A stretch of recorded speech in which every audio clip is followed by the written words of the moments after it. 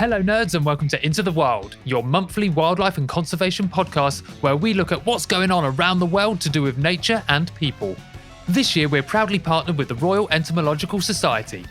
If you're like Nadia and I and you love insects, then we recommend checking out the RES's new associate membership. For just £15 a year, you can join their thriving global community dedicated and excited by insect science. This membership gives you access to the RES's library services, a digital subscription to Antenna, and discounts on their wide range of events and publications. Follow the link in the write-up of this episode to learn more and join. Before we get on to today's show, Nadia and I would like to remind everyone that whilst Into the Wild is a super accessible show, we do occasionally let out the odd swear word. So if you're a young nerd, make sure you tell your parents that. And if you're someone that doesn't like swearing, then I'm sorry for all the shit, piss, f***s and whacks. Hello nerds, welcome to another episode of Into the Wild, the nature and conservation podcast that is the web of knowledge, capturing the flies of information and feeding them to the spiders that are the nerds you lot. Welcome to the show. Whoa. That's right, nerds. You're the spiders. We're just here capturing flies for you. I am having a good autumn, Ryan. Jesus. I'm having a good autumn. I have ticked things off the list of autumn, but not because I'm trying to do autumn, because autumn is happening to me. Yeah, the nerds can't see this, but Nadia is pointing aggressively at me with every single syllable she says. I know, you're also sorry. You're pointing something at me that's not plugged in. Should that be plugged in? No. This was superfluous to the podcast. Okay. No, I'm great. I feel like for the last few years I've missed autumn because I've been away or because I've been working. This year I've had like crispy, cold blue mornings with golden leaves. I've had flocks of redwings flying over and been able to enjoy it. I've been, enjoying the lovely spiky cases of sweet chestnuts and making soup. And I've got woolly socks on. Yeah. I had shorts and t-shirt today because it was 21 degrees in London. No. So that's a thing. Literally just put all my summer shirts away, vacuum packed them and got all my jumpers out. And the climate crisis went, heat. Oh, no. Honestly. So, obviously, I want to talk about the climate crisis. But first of all, I also want to talk about where you're going wrong. Oh. Did you ever read the Marie Kondo book? No. Was that the minimalist one?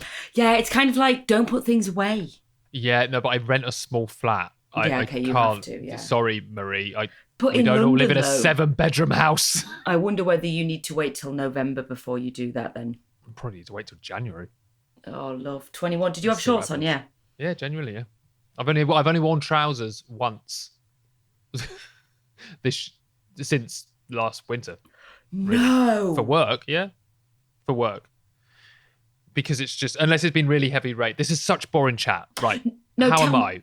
How are you? But tell me, has autumn arrived though, other than the 21 degrees? It has arrived. Like the leaves are browning and yep, that's the thing. But so yeah, it's getting there. I'm not in my super broth season yet. Tell me what wildlife things have made you happy though. Well, today I saw a shitload of ladybirds getting ready for hibernation, which is exciting. I had a good day today. Although it was very warm, I did have a good day. There was a moment that happened to me that I'm not going to be this man that like stands up and goes, "Aren't I great?"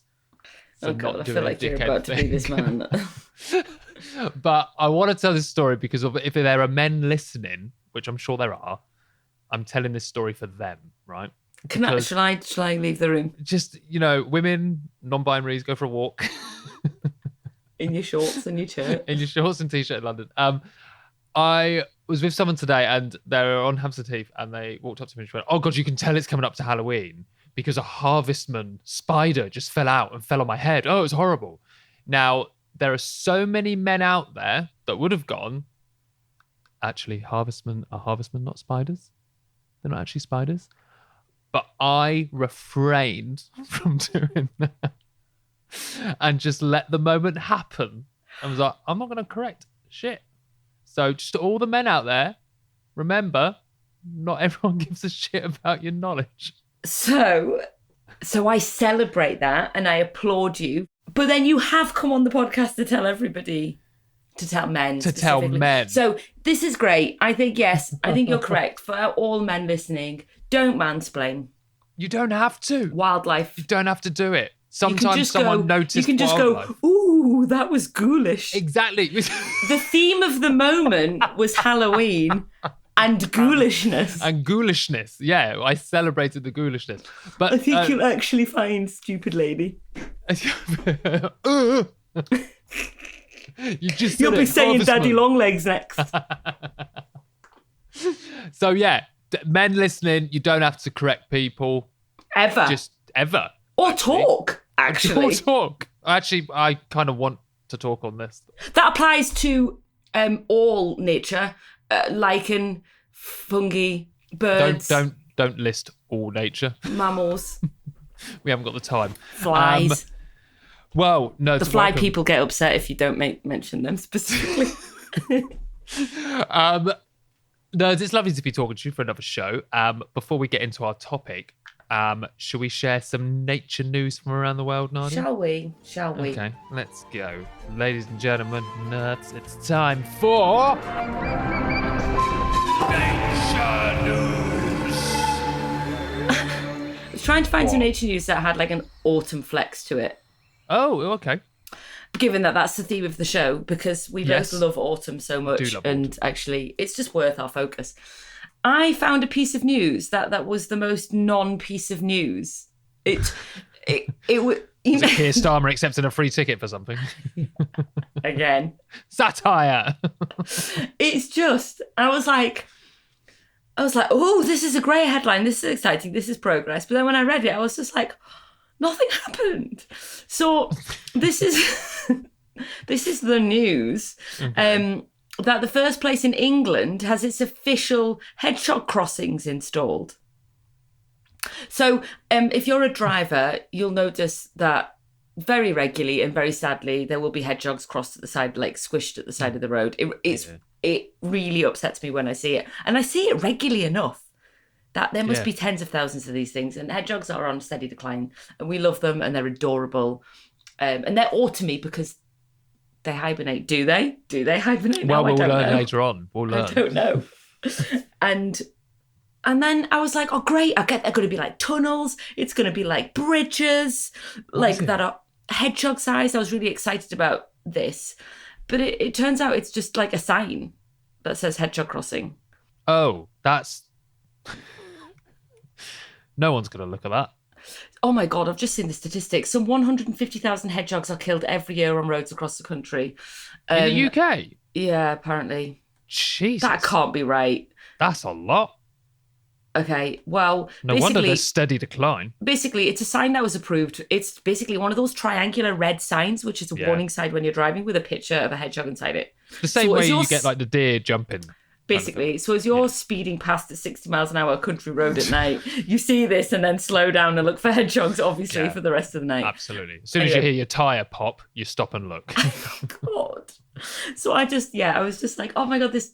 In my head, I was picturing this really beautiful kind of like Hobbiton-esque little stone bridge with grass on top and, you know... I'm not going to lie, I was really hoping it was just going to be a set of escalators. Cute. Anything. Anyway, that was my non-nature news. Okay, but hopefully it works. Hopefully it works. You never know.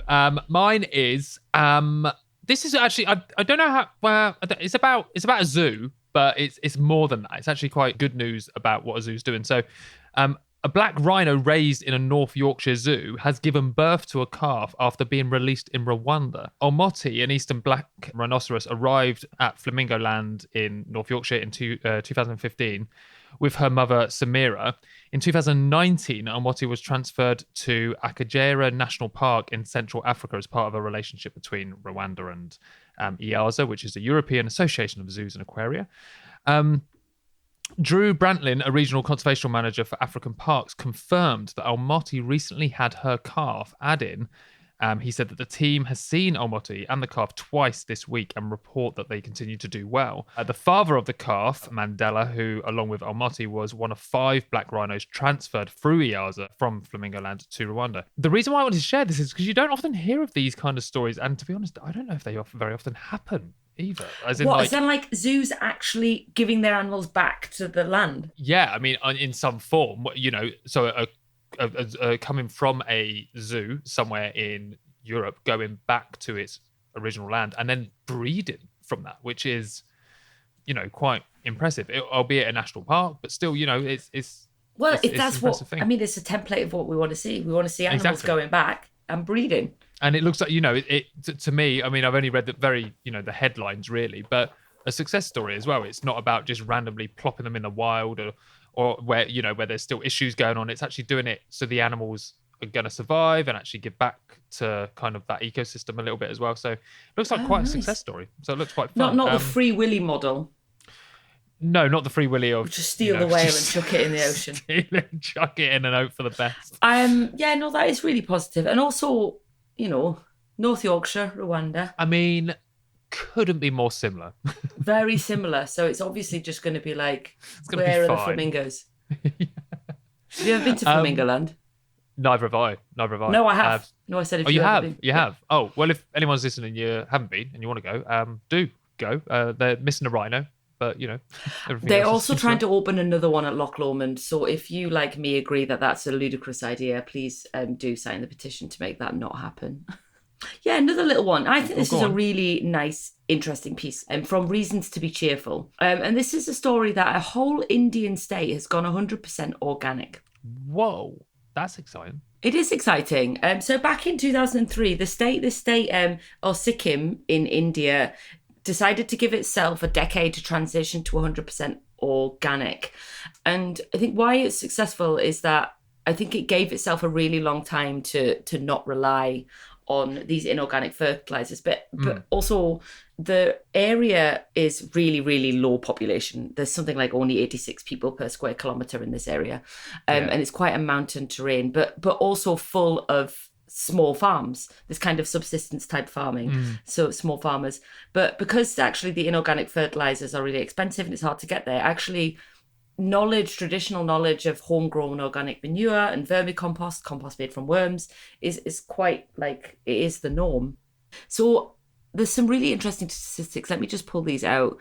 So, well, the comparison places in Sri Lanka, they declared an overnight ban on the use and import of chemical fertilizers, but actually they couldn't then necessarily meet their output needs just by banning the fertilizer. And it's just this kind of like long, slow process, and going back to understanding what traditional farming methods were that made it successful. But also, do you know what?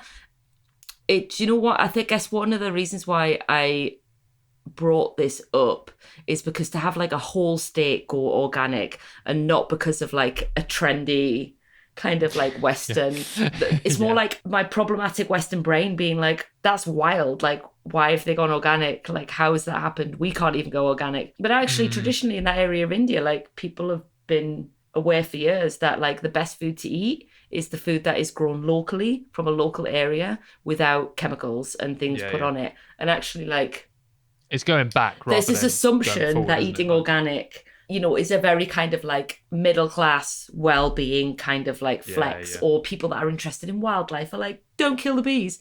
But actually, just like bog standard banging Indian is just like, yeah, I don't want any of that shit, and hasn't for a really long time. And I just think it's just a really important reminder that like we are not leading the way in organic produce and high, welfare beef or whatever. There are countries like Sri Lanka, like India, non-Western countries who care about the quality of their food, what they produce and what they put in their soils. Yeah, do look it up. It's a really interesting article. I'm not going to obviously read it all now. It just fills me with hope. I think food's a big one as well. I think like it's like we've said on the podcast before, food is such a cultural thing and such a meaningful thing to people. And I think it's quite human and almost basic human to not want your food to be messed with too much in regards to that kind of stuff. Why would you want to, right? Like, if you knew it was going through that kind of system of chemical adding to the production of your food, you would sneer at it and you wouldn't want it. So I think it's very a human thing to want to have food that's not been played around with in that way. And I think that's a big part, when we look at the food security for the planet and for our species going forward in like the climate crisis, and we're looking at stuff like lab grown food, which we've discussed on the podcast before. There's something in my heart going, no, I think we just want subsistence farming and local locally produced, proper, nice food, and that's me anyway. I like it. That's what I feel. So it is nice to hear about areas doing that, and it being more... I'd also just say that rain-fed agriculture has helped reduce the need for irrigation and conserve water, a rare commodity in the area. And also, reports suggest that since 2014, bee populations have been rebounding, with yields of pollinator-dependent cardamom increasing by more than 23%. So biodiversity is increasing as a result in that area. It's mad. It's almost as if everyone's correct when we say it works. Just works. Just works. That's lovely. Thanks for sharing. I'm going to spend more time looking at farming in other places because I think I'm sick of looking at farming here. I think you need a break. My good news stories elsewhere. I've got one more story, just a nice quick one. This was actually from August, and I forgot to say it on the last show. But baby beavers have been born in London, urban London, for the first time in 400 years. So the family of Eurasian... one more time. Baby beavers have been born in urban London. Wow. And I wish it was in somewhere beginning with a B. But it's not. It's the family of Eurasian beavers that were introduced on a nature reserve in Ealing, West London, in October last year as part of a project that aims to get public engaged with nature and to study kind of like biodiversity improvements and to monitor flood mitigation effects. They have bred and had kits. The project leaders said that the fact that at least 2 babies have been born in the site that's called Paradise Fields in Greenford shows that the beavers are kind of happy with their habitat and with public and the tours that they're doing around there. It's not too disturbing and they're kind of settled nice and well at home. I haven't gone to see them yet and I need to message How Sean far are before they that. from you? Like how London is that? It's London. It's zone... Where's Greenford? Zone 3 or maybe 4? But Amazing. It's West London, so it's the other side to me. I love the vigour and the enthusiasm with which the British public have embraced the beaver. I know, me too. And I think it's, especially in an urban area, the tours are going really well. People are very passionate about it. So it's a real community project. And I think it's lovely. So I need to go and see them. When were they released again? Last October. That's so quick then. Yeah. To be like bound to come out. Yeah, they got straight into it. So it's, I think they already had a juvenile. So I think it was adult, male, female, juvenile. And then they've had 2 kits this year. So that's what they're called, kits. There's not like a cuter name for it. A beavling. We can make one up. A twiglet. A twiglet.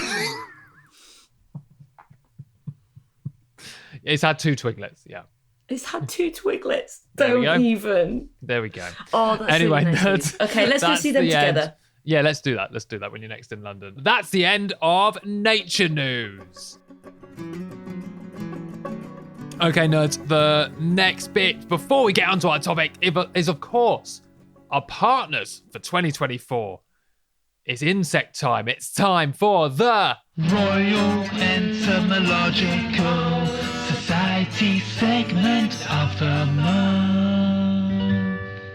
Okay, so firstly, some publications released by the RES, of which all can be found in the write-up of this episode, starting with insects being used from the bodies of poached rhinos that are providing valuable forensic science. This is mad. So New research in the medical and veterinary entomology world reveals that when rhinoceroses are found dead after being illegally killed by poachers, analysing the insects on the decomposing body aids in estimating the time since the death.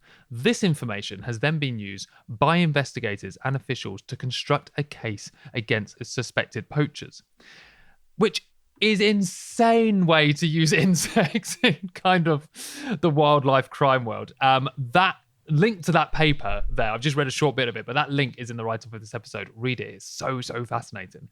And then new data published by the Insect Conservation Team about the endangered large blue butterfly has been released as well. If you want to read more about that, again, that's in the write-up of this episode. Then we've got some events coming up. So on the 6th of November at the Natural History Museum in London and online, you can join the Royal Entomological Society's annual Orthoptera meeting about grasshopper and cricket research, conservation, recording and more.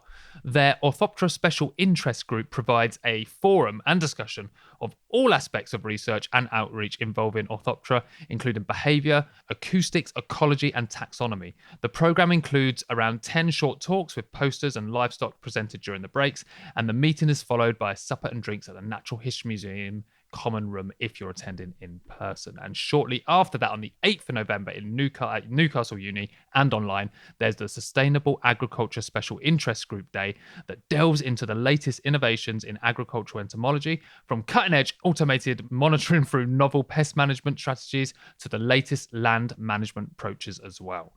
And then over I'm so excited about this, and this is the second thing we have to do when you're in London, Nadia.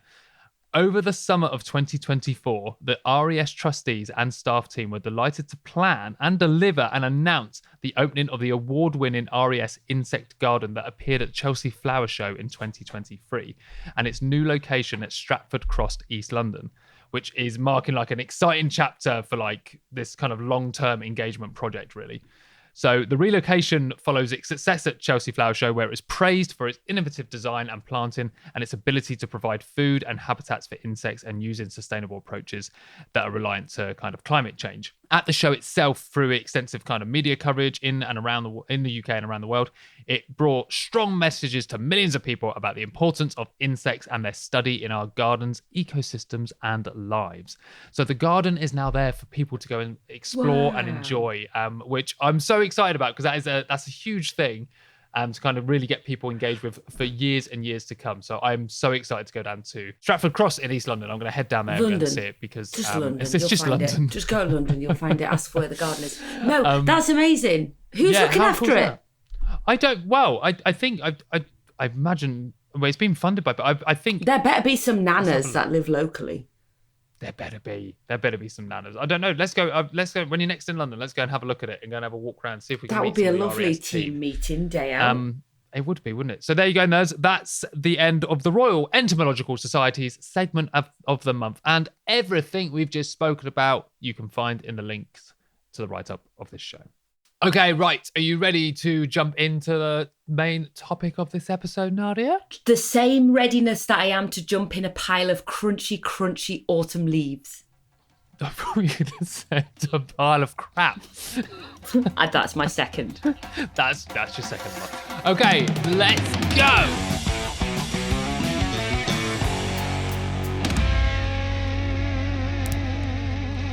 Oh, can you hear that lovely fire? Can you hear that crackling fire? Could only mean one thing, Nadia. Can't it? What? It's autumn. It is autumn. If anyone hasn't noticed, if you had a pumpkin spiced latte yet, Ryan? No, I haven't, because I'm not a 24-year-old female blogger. You know Bo Burnham, Inside? Bo Burnham, which yes, we made you watched. And you know the brilliant song, White Women, on Instagram? Yes. I remember the first time I saw that, I was like, shit, I've got like 4 of those on my Instagram. I need to go back and delete the picture of the pumpkin in autumn. I do like autumn, though. I'm not a pumpkin spice latte kind of guy. I'm not even a latte kind of guy. I'm not even a coffee guy. But... He says looking wired as hell. No, I've had an electrolyte. But I do love autumn. I do love it. What is your favourite thing about autumn? Oh, do you know what it is? My favourite thing about autumn is saying, get to fuck summer, you've gone. Jesus. It's over. I just find by mid-August, I'm absolutely over the really long days, and I want to settle down and snuggle. I like September, October have got really good length days for me. Yeah. And good length. I just love it. I love the smell. I love the crispness of the air. What's the smell? What are you, when you say I love the smell, what can you smell in autumn? Oh, well, actually, where I live, actually smelling wood smoke, people putting their fires on. Like, it's just nice, lovely. And there is a crispness to the air that it's like there's less smell particles almost in my nose. No, but like summer. Once again, nerds, if you have come here for science, I'm about to bring it in spade loads. There's just something around the thickness of summer and then the lightness of autumn, you know? The air feels, I know what you mean, the air feels lighter, less close. It does, and the sunsets are great. So what about you then? Come on. My favourite thing about autumn, so I've got 2 things. One is soups and stews. I had a broth today, yeah. Did you have a broth? I love them. I haven't made one yet because it is very warm in London still. It's 19 degrees, so it's not quite soup or stew weather, but I am longing for a pumpkin soup. Maybe I'll do a pumpkin spice soup instead of a latte, and that kind of thing, and just put it on the slow oven and have it done all day, and have that bubbling away. That'd be really nice. That's one of my favourite things. The 20-year-old me is listening to this podcast going, oh God, I got old. I know. Do you know what? I think I was like this when I was 20, though. I also was. I also really enjoy, probably a little bit basic, but I think it's the first sign, is the change in colours of the leaves on trees. Yeah. It goes from you enjoy the greens, you enjoy the woodland walks where you've got the sun beaming through the different like tops of trees, and then suddenly, late September, bam, the colours start changing. You get reds and oranges, and it's just, oh God, it's like a firework display. I love it. It's so good. And I think, I sometimes think we think about nature in stasis, or like this version of what nature looks like, but it's changing all the time. And that's even, that goes winter, spring, summer, it's changing. The most dramatic change, I think, is autumn, right? Like, I think so, because it's everything kind of getting ready for dormancy. Everything kind of like laying down and going, we're not going to be as active.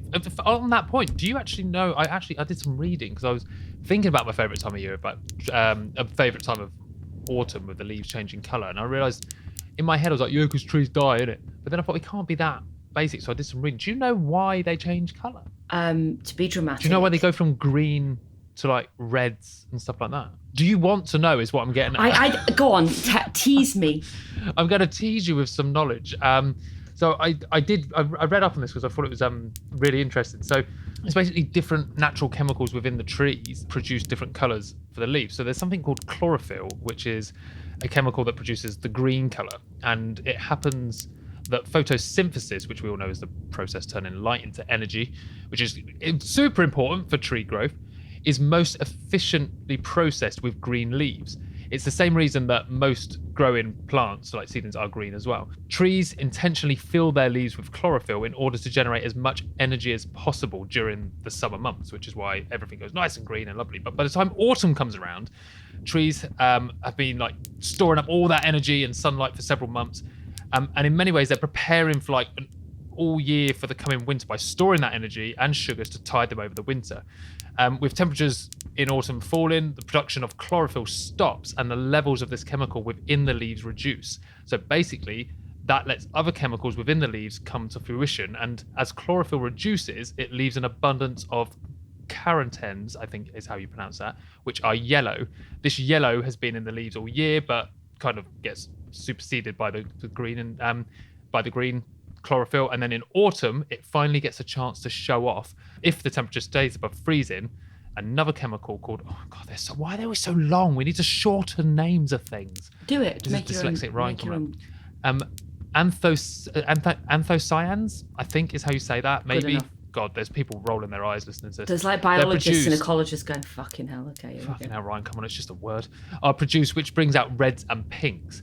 Also, the drier and sunnier the autumn, the more anthocyanins are produced and the more red the leaves will be. This process happens slowly over autumn and not uniformly throughout the tree. So we sometimes see trees with a broad mix of greens, yellows, reds, that are constantly changing throughout the season, depending on the environment around them. That's why they change.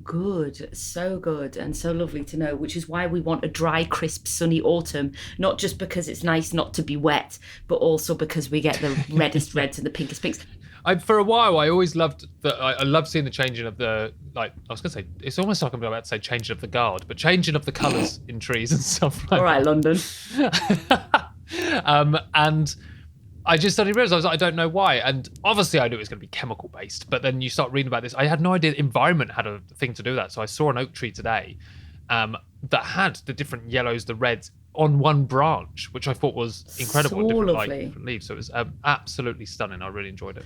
A similar thing happens, not similar, but like that similar kind of like process in nature where one thing is masking another also happens in ducks. So in most duck species, there is sexual dimorphism. The males and the females look different. The males quite often have like a more flamboyant plumage. If you think about mallards and if you think about mandarins, for example, as a really kind of The ostentatious duck, example. not the fruit. Not the fruit. It is the presence of testosterone in their bodies during breeding season that produces these colourful ones. It does, but they also have estrogen in their bodies. And so when the testosterone lowers, that can present itself, which is why males at this time, well, they've already gone through that process of reducing the male flamboyance. So males and females look quite similar at a certain time of year, and it can be quite confusing. As winter goes on, the males will get into their sexy plumage all over again, and it's nice and sharp. It's a kind of masking, I think. So It's interesting. Really Chemicals are powerful things, aren't they? aren't they? Aren't they just? Aren't they? All right then. Should we talk a little bit more about autumn, because you've given a really nice introduction there. But let's just. I was actually. I always like to. Sometimes I like to throw a little quiz on you, Ryan, because You do. Well, it's my enjoyment. And I was just searching. I had so many different ideas of different quizzes I could ask you. Okay. One was going to be really bird focused, but I just feel like that's not fair because you don't like You birds. just set me up to fail. No, I don't want to set you up to fail. But then I came across a quiz done by the Women's Institute, which I thought would be more up your street.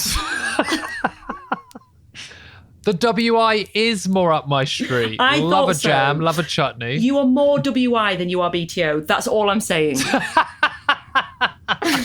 you know what? I'll take that, and I fully agree with that. Okay. I did actually tweak a couple of questions and add one as well. So Okay. Okay, it's only 5 questions. How much are these about cake? None, sadly. None. I'm going to add one in. I'm just going to Add one in ad-lib about one right cake. in. Okay. Okay. What is the most autumnal cake? Is this the one you've added in? Oh, yes. Oh, right, the most autumnal cake. I'm going to go with like a gingerbread, something like warm and a bit spicy. Oh, so gingerbread man Wait a minute, is more do you like have a an biscuit. answer to this? You've just Yeah, made I'm up thinking about what my favourite wintry type cake. No, like a ginger loaf, like a gingerbread kind of thing. No, based on what I think, that's wrong. Oh, brilliant. I didn't realise it was I think it's family a tea. It's going to be like a fortunes. tea loaf. A tea loaf? Yeah, no. tea loaf. Yeah. Right, we're tweeting this. You're wrong. We're tweeting an Instagram. Okay, first question Question then. 2. In autumn. Yes. Question 2. Swallows from the UK migrate to Africa, sub-Saharan Africa, we know this. On average, how many miles a day will they cover? Oh, miles a day. So Africa's about 7. Well, where do they go? Sub-Sahara? It's about 7,000 miles away. I'm going to guess 300 miles a day. You're not far off. It's 200. Oh, okay. Okay, I was in the right ballpark. You were in the right ballpark. Yeah, that's great. God, Okay, we're back in the BTO group. I'd just say, like, I've covered that far a day driving, so I don't know. Yeah, so that's the same thing. Whatever swallows. Okay, question number 2. So the Conquer Championships have been running since 1965. Yeah. This is where I've adapted the question. But what scandal hit the headlines of the Conquer Championships this year? What scandal? I mean, this is an autumny question because Conquers are like... Yeah, okay. I'm just going to go... I'm going to go hard here and just say drugs. Tell me specifically what happened. No, someone's been like injecting to get stronger whacking on the conkers.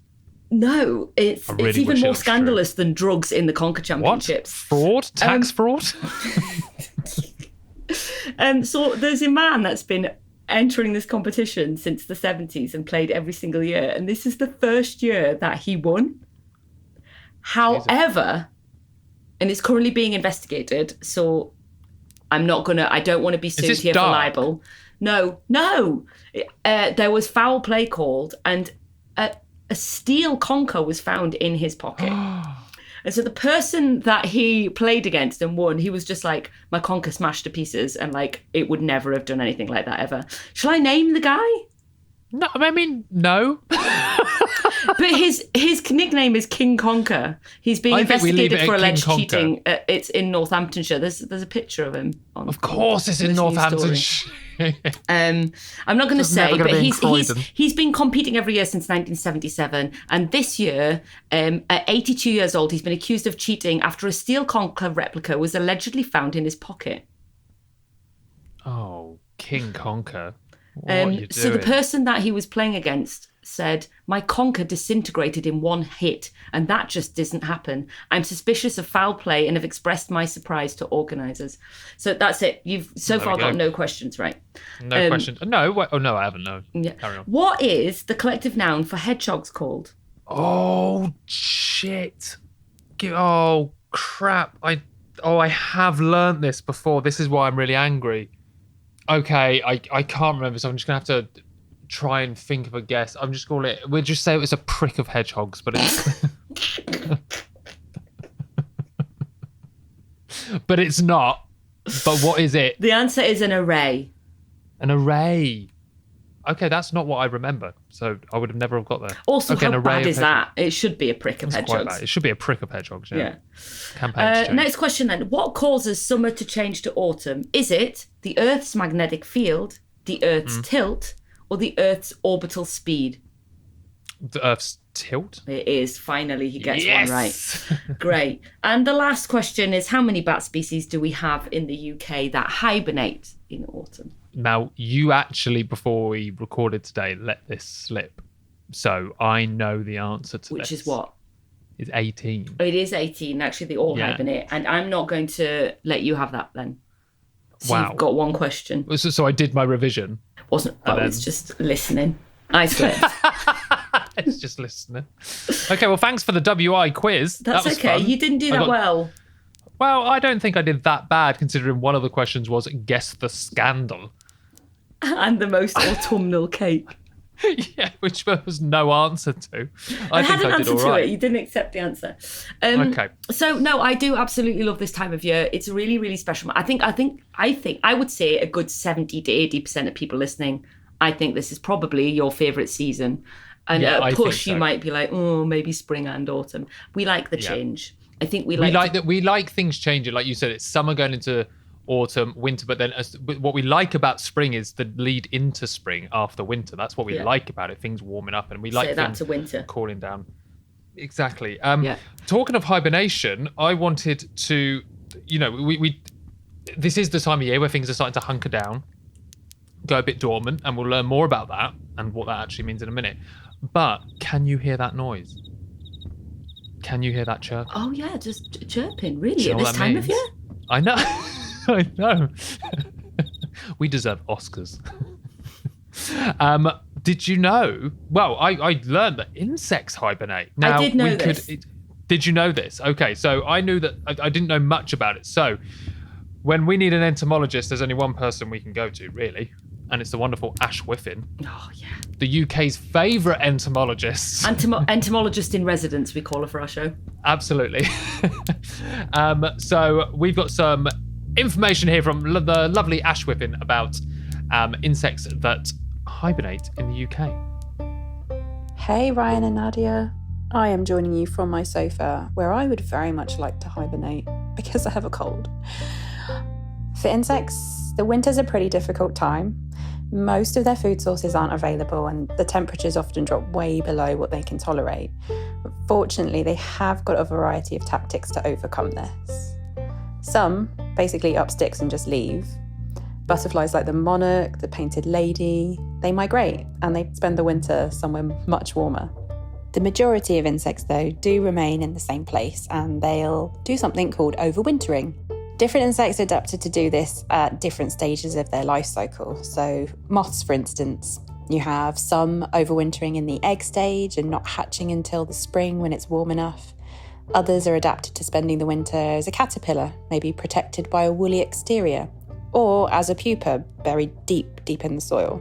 Some actually overwinter as adults, though, and possess the amazing ability to replace the water in their bodies with glycerol, which actually acts as antifreeze. How neat is that? Now, many become totally inactive during this time and they enter a state of dormancy. And this is where their development and other activities are totally suspended and their metabolic rate slows right down. This condition's called diapause and it's a bit like a very, very deep sleep. It's different to vertebrates, important to remember that, because they undergo hibernation and during hibernation they can have small periods of activity. But insects in diapause aren't active at all. Now, you know me, Beetles are my favourite, so I'm going to give you a couple of examples of beetles that overwinter and do this. So one great example is ladybirds. You've got several species of ladybird that actually like to huddle together during the winter time. Now, this is initiated by an individual releasing a pheromone to alert others in the area that they found a good overwintering spot, and then more and more join the group. Now, being in a large group over the winter period is going to help avoid predation because you've got safety in numbers, and it's also got the added benefit that come springtime, when it gets warmer, you then don't have to travel as far to find a mate. Now, you might get these little cuddle puddles, as I like to think of them, in indoor environments, but some of these ladybirds like to congregate on the outside of buildings, on the trunks of trees, and even on gravestones. So it's a fun thing to look out for in the winter. Other predatory beetles, like ground beetles and your common snail hunter, they're seeking out a nice sheltered spot at ground level that will keep them nice and warm and protected. So that might be a dense covering of leaf litter, or maybe some loose bark on a rotting log, or even under a nice thick layer of moss. Basically somewhere that's going to keep them nice and toasty during the colder months. So, knowing this, here's where we can help make a difference and support insects during the winter period. And that's by creating more of those desirable overwintering sites. Things like leaving the leaves, allowing fallen trees to remain where they are, or creating a log pile to provide shelter for insects. Basically giving them the best possible chance of making it into the new year. So #leave the leaves. Oh, thanks, Ash. And thanks for adding Ash. a hashtag on the end of your... Oh my God. Hashtag. I just think, I so agree that, you know what? It gets this time of year. Can we all just slow down? Yes. Shall we? Shall we? Just slow down, hibernate, gather. So just in case people didn't really understand what's happening at this time, the autumn doesn't happen everywhere. There are different autumns. There's one in the southern hemisphere and the northern hemisphere. In the northern hemisphere, which is where we are, it's the period between the autumnal equinox, which is where the day and night are equal in length. This is about the 22nd or the 23rd of September, and the winter solstice. That's the shortest day, which is around the 21st or the 22nd of December.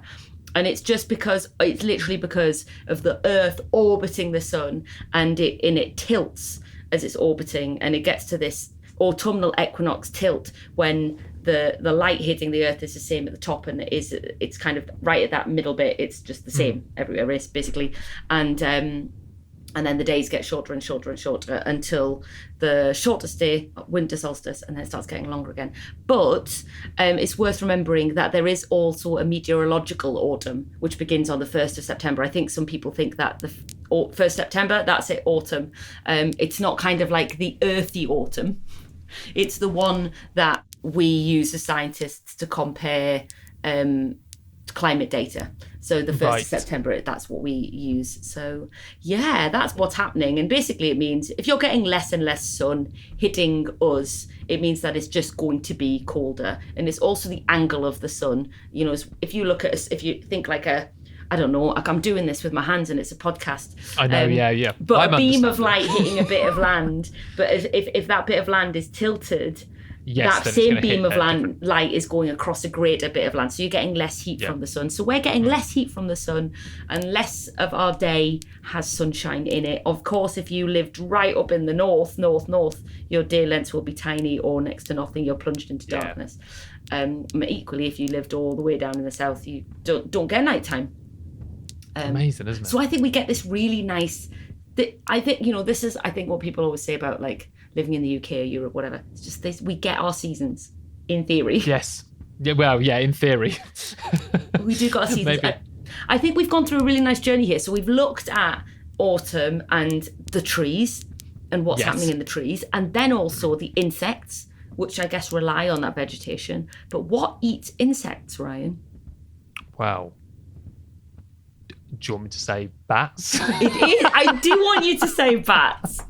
If you could be a little twat. And say, ask me again. But what eats insects? Oh, bats? It is bats, correct. I mean, many things do, but for the purposes of what we're about to talk about. This autumnal podcast episode. The reason why I wanted to talk about bats is just because I forget about bats. I forget. Do you? Yeah, I think I do. I think I really like birds and trees, and I think I do like flowers in the spring. I do sometimes forget that bats are a whole thing that we've got because they're not as present. Okay. Oh no, I don't think I've ever forgotten about them. But also, sorry, I wish I could agree with you, but I'm not willing to lie. Okay, well, our good friend and absolute bat enthusiast and ecologist, Mel Parker, I asked her to share a bit of information about hibernation in bats, and specifically what is hibernation and what does it mean for bats. So here's Mel to tell us a little bit about that. Yeah. So hibernation is probably one of the most extreme strategies that bats have to try and conserve their energy during the winter months. And so bats in temperate climates and near the equator don't tend to have a need to fully hibernate, but they will drop their body temperature to try and conserve energy. And hibernation is like an extreme version of that, essentially. It is to try and outlast periods of really inclement weather, low temperatures, and lack of any kind of food source. So it's a real sort of extreme in bat survival. There's a gap between the way that we use the word hibernation in a scientific context to describe animal morphology and adaptations to the cold and animal behaviour, and the way that it kind of gets used in a very casual context. And so true hibernation only applies to a very limited number of animals. So in the UK, for example, we only have hedgehogs and dormice and bats that are our true hibernators, and the rest of those warm-blooded animals that are going through periods of dormancy are actually not quite hibernating, but they're using basically one step above that, which is a state called torpor. Torpor is almost the micro components that go into creating a hibernation. So around 24 hours or less of slowing down the metabolism, and hibernation is defined as longer than that. So hibernation in bats can be up to sort of around 3 weeks, where they are fully unconscious and basically doing the absolute bare minimum to keep their metabolism and their body systems and their organs kind of ticking over. So obviously the amount of time that bats need to spend hibernating is a lot longer than 3 weeks. But after that kind of period, bats will wake up, they might move to a different area of the roost, they might move to a different area entirely, but they will be out of full hibernation. They'll be awake and then we'll go back into another long period of metabolic slowdown, essentially trying to use as little energy as they possibly can.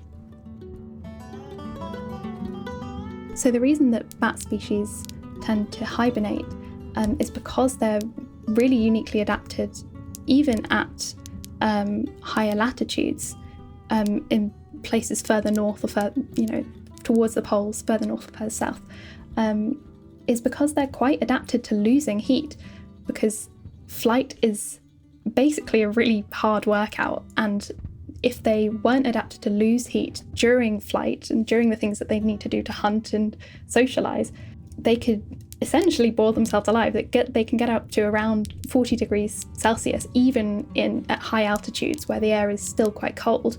And so to avoid cooking themselves, they've got a lot of behaviour and anatomy that gets heat out of their body. Initially, they're quite small, so heat is really wanting to leave their body. They've got a really high surface area to volume ratio, and keeping their body sort of conscious and functional at a temperature that's more suited to their body size. It's a lot of energy that would be wasted if they were trying to keep themselves at 36 or 33 degrees Celsius when the air temperature is 14.2 or 0.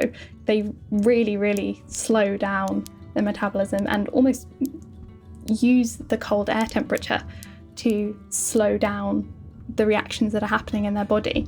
So, for example, bats, when they're active, have heart rates of up to sort of 1,000 beats per minute, sometimes a bit less, but often the high hundreds for a lot of bat species. And when they are in full hibernation, that might go down to 20 beats per minute. So it's real extremes of how much energy their body is requiring. And their breathing rates will be much, much lower as well when they're hibernating. Thanks, Mel. Thanks, Mel. For adding that in. Great Super human interesting. being, absolutely great, enthusiastic human being. And then I asked her a little bit about where do they hibernate and what, and this is the thing that used to always get me, and I think I know now because Mel's told me, is that you see them out and about in winter and it freaks me out. And I always just think that means that somebody's like been poking around and disturbing them, but that's not always the case. And here is Mel to tell us why. So where bats tend to hibernate kind of depends on the species and what's available to them. So lots of bats are cave roosting. They will find these spaces and either hibernate in huddles, in patches, often on the ceiling or in small crevices. Others will hibernate individually and maybe split off from groups of animals to try and keep their body temperature fairly low and keep themselves from freezing. Other bats will be very reliant on old growth trees and places to hibernate that are essentially like trees that are old and have all of these like lovely little crevices and heart rot for them to roost in will act as a sort of insulator. Even if they're quite cold, the temperature and the humidity inside is going to be very stable as the tree kind of tries to stop itself from freezing. So it's often those really ancient trees with all of those lovely craggles and crevices are like perfect places for bats to roost. So when bats are picking an exact place to roost at the start of their hibernation, they tend to pick places that are warmer than at the end of their hibernation. And that's because at the start of their hibernation, they have more energy reserves. And also at the end of their hibernation, there's less likely to be a cold snap. So it's a lot of sort of betting on what the weather is going to be in picking their spots. So you tend to find with older bats, at the start of the hibernation, they will pick more solitary areas. They might nest in smaller groups or on their own, and will pick slightly cooler areas to not use up as much of their fat reserves, whereas less experienced juvenile bats will tend to use more energy earlier on, and that might mean that either they don't survive the winter or that they have to wake up earlier and sort of do a dangerous game of hoping that spring comes a little bit early, or there are some really unusually hot days during the middle of winter that insects might be out and about for them to refill their reserves. Often bats will move between areas of the roost when they've woken up from their bouts of full unconsciousness. So if you see a bat flying around in winter, it may just be moving to a colder roost or a roost that's more suitable to it. It might be that it's a particularly warm day in winter, and that, you know, they were running out of energy, but they're going like, well, it's really, the air temperature is really warm, there's probably insects around that have been triggered to come out of dormancy as well. So coming out of hibernation, even for bats that do have energy stores, might be a good bet because they don't know quite how long the winter is going to last, particularly with systems like global warming coming in and really messing up weather patterns. There's sort of no guarantee that there'll be an abundance of insects even at the start of spring. Obviously, the kind of flip side to that is that when they're roosting in houses, they've not evolved to know the difference between, oh, the air temperature is really warming up, it must have been quite a warm day, I'm going to go out and catch a bunch of moths this evening, spring is here, and the central heating coming on. So it's going to be helpful to sort of insulate those areas that bats are using in houses and things. So if you see a bat out and about during winter, it's probably fine. If it's flying, if it's up in the air, even if it's sort of crawled out of a tree and looks kind of sluggish but is looking around, it's likely that it's just slowly coming out of that period of very low metabolism. But if you see a bat that is somewhere that's very, very exposed, like a wall or on the ground, hibernating bats, because they are often no more than a couple of degrees above the ambient temperature, particularly when they're in deep hibernation, they, if you touched them, would feel very cold. They wouldn't be like, there wouldn't be any heat coming off of them. They would look very dead. They might not be. You shouldn't touch them at all without gloves. That's really important. And there's lots of really good advice on things like Bat Conservation Trust website that will enable you to like look after a bat that might need a bit of help. There's lots of people that are bat rescuers that are much more well trained in what to do, but also a new thing that we have to be considerate of when we're looking after bats that might not be in the best state is wearing a mask, because we actually don't know whether we can pass COVID on to bats. Obviously, the theory with COVID is that it was a bat-borne illness, but I mean, bats are a huge clade, so it's sort of like passing a rat illness to a human to a capybara, you know, because they're all rodents. And so bats are all sort of in this huge group. But we don't want to pass COVID onto our bats. You know, we don't want to pass COVID onto anyone. So having a mask on you just generally is really helpful.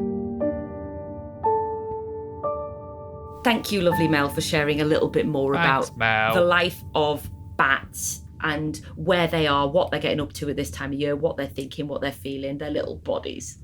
I do love bats. I absolutely adore them. I I've feel like got loads around here.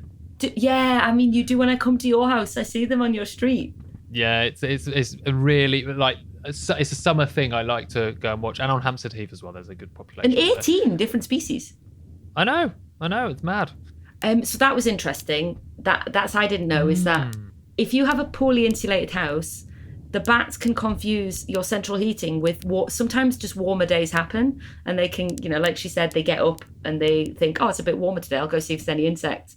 But if your house isn't insulated well, the heat from your central heating comes through up into the roof, and they're like, it's warm outside. It's warm, So let's head out. If you do own your own house, you're lucky enough to do that, or even if you don't, tell your landlord, hey, look, we're not well insulated, I'm worried about the bats.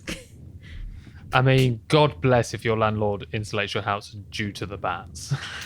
I mean, it's worth a punt. I mean, you know, good luck. I used to work on a nature reserve, and somebody called up once. They were doing some building work, and they were like, oh, I think we might have bats. What should I do about it? And I was like, oh, before you do any building work, you really should have a survey. And they were like, I was like, how do you know you've got bats? And he's like, oh, my joiner cut through one. Jesus. Oh, God, that's heartbreaking. God, that is heartbreaking. Why did you tell that story? I don't know. You could have left that. You could have just held that. It's the reality of bats. So, nerds, this was a lovely celebration of autumn. Now, there's all kind of things that we enjoy about this time of year. Lovely. Like we said, the snuggling up, the cooking of soups and stews, the changing of colours.